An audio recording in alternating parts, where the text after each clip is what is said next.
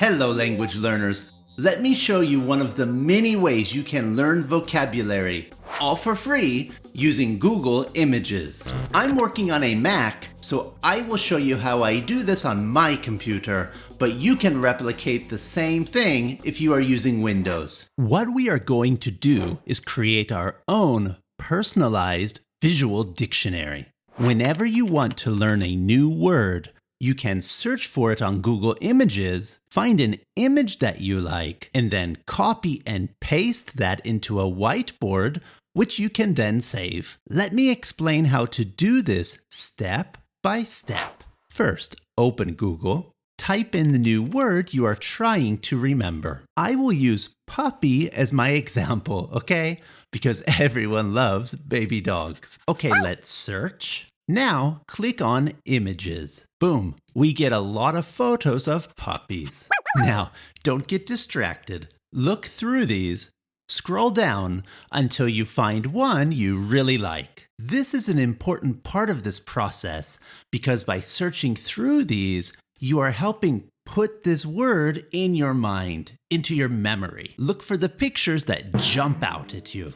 Okay, I like this dog. So here is my puppy. Now I will screenshot this using my keyboard shortcut on my Mac. Command plus the up arrow plus number 4. That takes a screenshot. Okay, good. That image goes to my desktop. Now I simply need to take that image and save it somewhere with the new word. I like to use a prepared whiteboard in Keynote. If you don't have a Mac, Keynote is the Apple version of PowerPoint. Okay, I'll show you how to make this whiteboard template in just a few seconds. But for the moment, let's just say that it's already prepared and saved on our desktop. All I need to do is open my whiteboard, which I always have saved on my desktop here, and then pick up and move this photo into place. Once it's there, you can write the word under the image. That's it. Let's search for some other dog-related words. Now, if you get experience doing this, you will also learn that you can clean up images, change your text, move things around, and create a really nice-looking whiteboard. Okay, we have a full presentation, a full whiteboard. Now, these screenshots that are remaining on my desktop, I can erase them. In fact, as soon as I move the image into Keynote, I can erase the screenshot from my desktop. So let's erase all of these. Goodbye. Now we can take a screenshot of this complete whiteboard and simply call it feedback number 1 or dog words or whatever you want and put it into a folder as an image file. If you want, you could print it out also. So where did I get this whiteboard template with these boxes?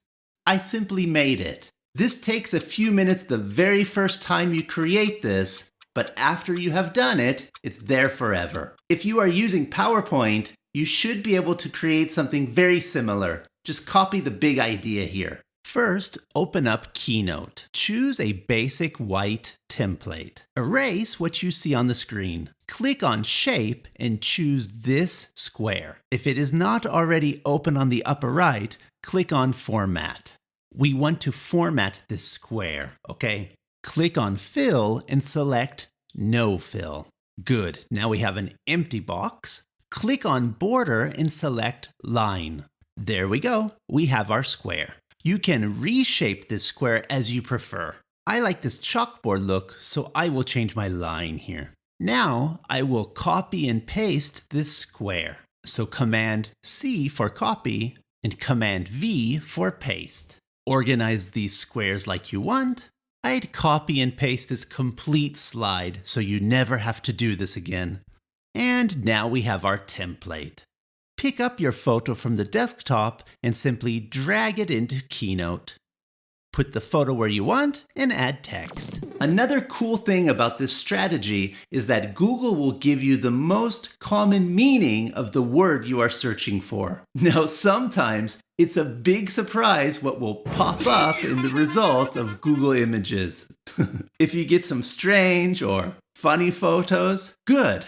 That probably will help you remember the word even better. If you really want to burn that word into your memory, put the word funny in front of it when you are searching for it in Google. Let's try funny dog.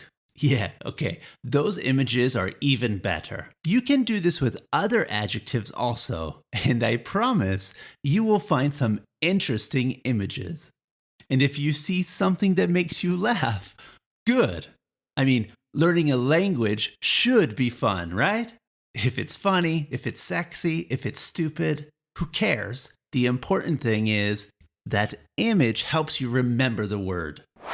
Tell your partner or family what you are doing, though, because if not, they may be confused at your strange search history.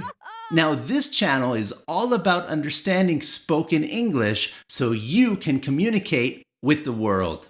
If you find some new vocabulary in any of these videos, you may want to create a whiteboard and start to save them.